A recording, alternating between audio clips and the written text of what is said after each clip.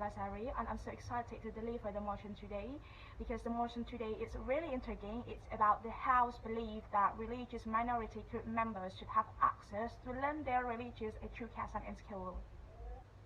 The Honorable Lecturer and audiences, this is the Prime Minister of the House, and the House believes that religious minority group members should have access to learn their religious education in school.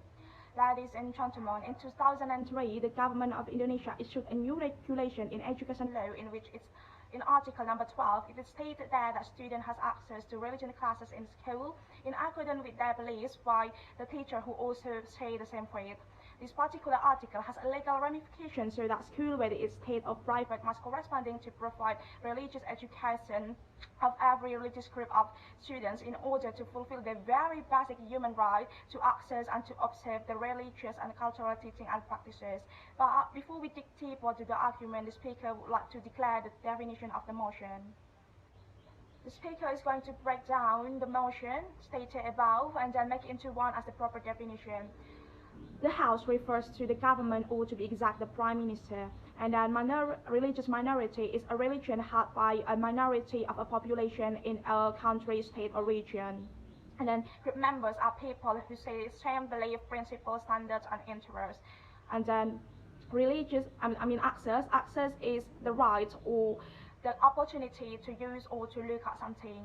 And then religious education is an education in school in which it places a strong emphasis on the belief and associated with particular religion. And then school is educational institution with designed to provide learning access and learning environment to the students under the direction of the teacher. So the definition of religious minority group members should have access to learn their religious education at school is the government will give the access to any groups of persons that constitute less than half a population and considered as the adherent of indigenous belief or unofficial religion to get the access to their own religious teaching in order to preserve their faith and their culture of their own. To make it clear, the speaker would like to put it in context. The Minister of Education and Culture of the Republic of Indonesia issued a new regulation in which it stipulated in Permendikbud number 27 of 2016, which concerning in educational services again put Almighty in educational unit.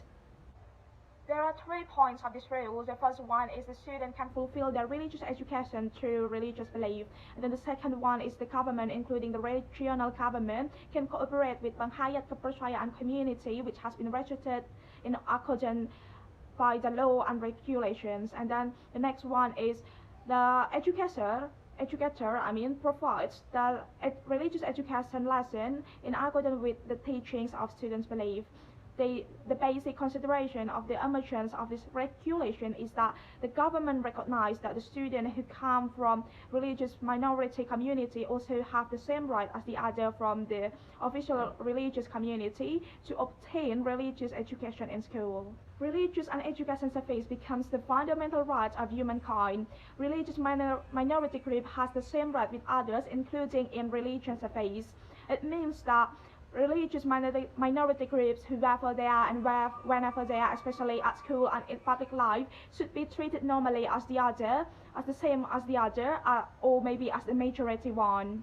Everyone is free to embrace their religion and to worship his religion and his belief. The states guarantee the freedom of every person, and so is students to embrace their religion or their belief in school, especially in school and in life.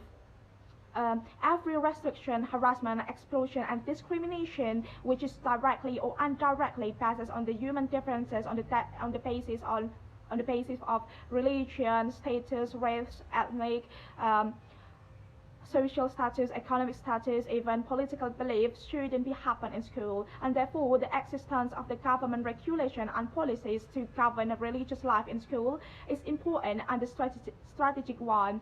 There are so many individuals of minority group may not have do not have a heart to express their right fulfillment because they tend to accept their power status as the minority, and therefore the active consultation by the authorities should be needed, especially in school.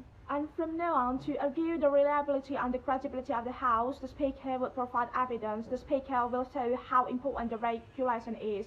School in Indonesia put the religious education as the compulsory subject, yet it only offers classes to the students who hold official religions. In this case, the discrimination have been experienced by aliran kebatinan adherents in some schools. They believe, including in various activities such as kejawan, paranormal, forecasting, and mystical. Back to the topic, the school that do not provide religious education in teaching aliran kebatinan, it makes that the student who considered as aliran kebatinan adherent can explore and live their beliefs. At a certain level, they are being forced to take other religion classes and must take the exams. If they do not do the exams, they cannot pass the exam because school require its students to pass all the exam, including religious education. And in this case, we can categorize this as a form of discrimination that continues to be faced by the students that considered as aliran kebatinan adherent. And since the rule of 2016 issued, legally students are no longer discriminated. There is some reasons why. The first one is the students may take the religious subjects that are in accordance with their beliefs, and the second one, the students are not required to take religious classes determined by school, because previously the students were being forced to take other religious classes that are not in accordance with their beliefs, but it doesn't happen anymore. And the third one is that the school handed over the lesson, including with its grading related with the religious education subject, to the leader of penghayat kepercayaan community where the students have joined. And we can say that this is a milestone achievement to fulfill the rights of aliran kebatinan adherents. To conclude, according to the social rights and humanitarian sides, this House believes that the religious minority group members should have access to learn their religious education in school. Religious education continues to be compulsory subject in the school curriculum of Indonesia, and this status is asserted in the Education Law of 23. It is now regarding to the school to provide the religious education for the student according to their beliefs, and also provide the teacher who also share the same belief as well. And the government must fight for the human rights of every people, regardless of their ethnicities, religion, and racial background. Indonesia, as the country that upholds the human rights, pluralism, and democracy, supposedly the government should serve every right of the citizen without exception. Thank you. So yeah, that's all this video is about. Thank you so much for watching, and goodbye.